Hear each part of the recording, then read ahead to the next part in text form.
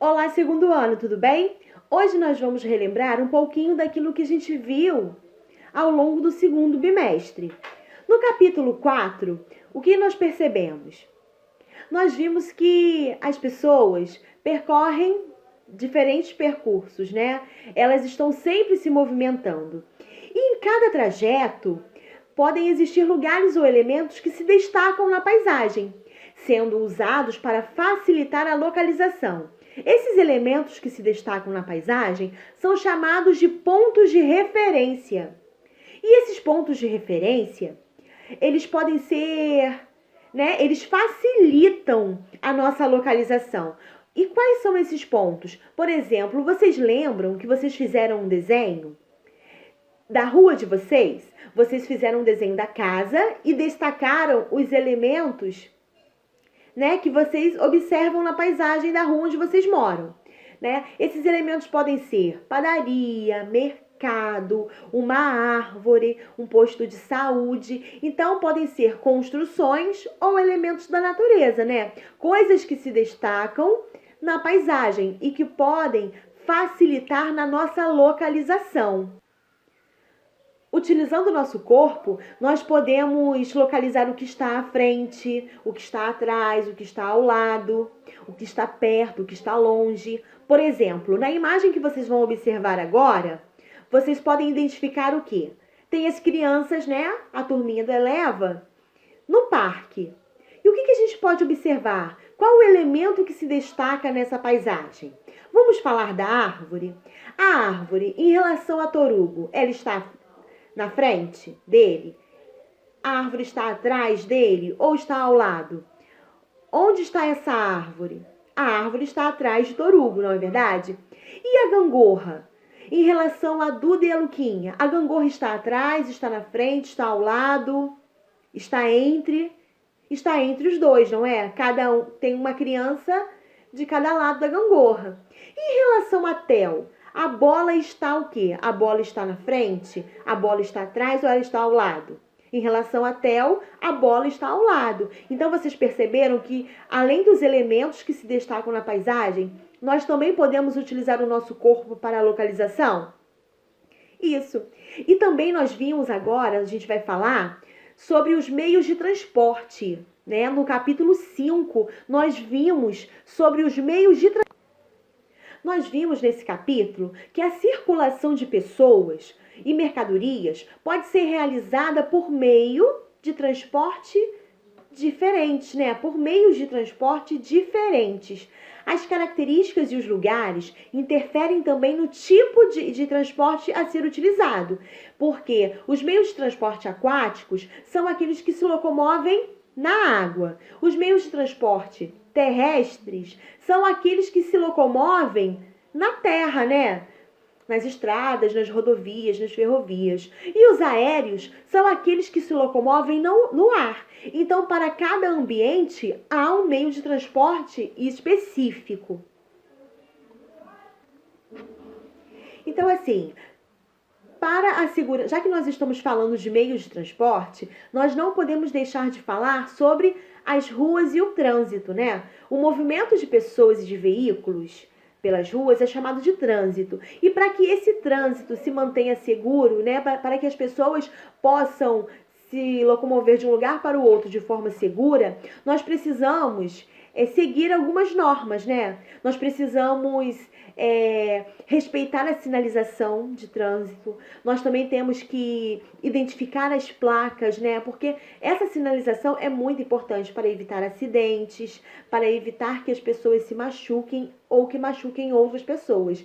Então, para as pessoas se locomoverem de forma segura, nós precisamos respeitar as regras e seguir a sinalização. Então, devemos estar sempre atentos, Não podemos desrespeitar nenhuma regra de trânsito. Então, falando, sobre a sinalização, nós vamos destacar agora o semáforo. Quando o sinal está vermelho, nós devemos o quê? Esperar para atravessar, não é verdade? Quando o sinal está amarelo, o que nós devemos fazer? Nós devemos ter atenção. Quando o sinal está verde, Aí nós devemos procurar o quê? A faixa de pedestres, né? E atravessar. Porque ele está o quê? O trânsito está livre para os pedestres. E aproveitando, né, que a gente está falando sobre isso, eu vou mostrar para vocês algumas placas, né, para nossa sinalização. Então, observem aí, pessoal. A placa de proibido estacionar. Isso. Agora eu vou mostrar para vocês a placa de parada obrigatória. Proibido o tráfego de bicicletas. Presença de animais. Mão dupla e área escolar. Então, essas são algumas placas de sinalização para que a gente possa prestar atenção, né, e respeitar as regras de trânsito, tá bom? Agora, nós vamos para o capítulo 6. No capítulo 6, nós falamos sobre os meios de comunicação.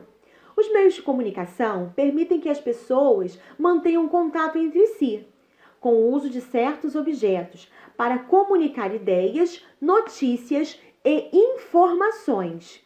Existem muitos meios de comunicação, alguns mais antigos, como a carta, e outros mais modernos, como a internet. Então, através dos meios de comunicação, as pessoas se mantêm informadas, né?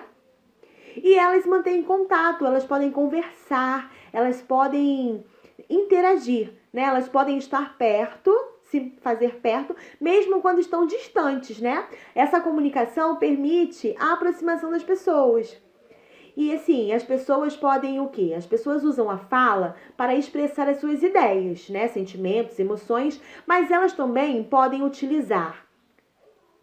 Essa comunicação pode ser através de gestos ou através da escrita, né? Não só da forma falada.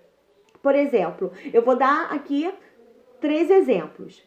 Na primeira, o primeiro exemplo, nós vamos falar sobre os gestos, né? A Nina e a Duda estão conversando através de gestos.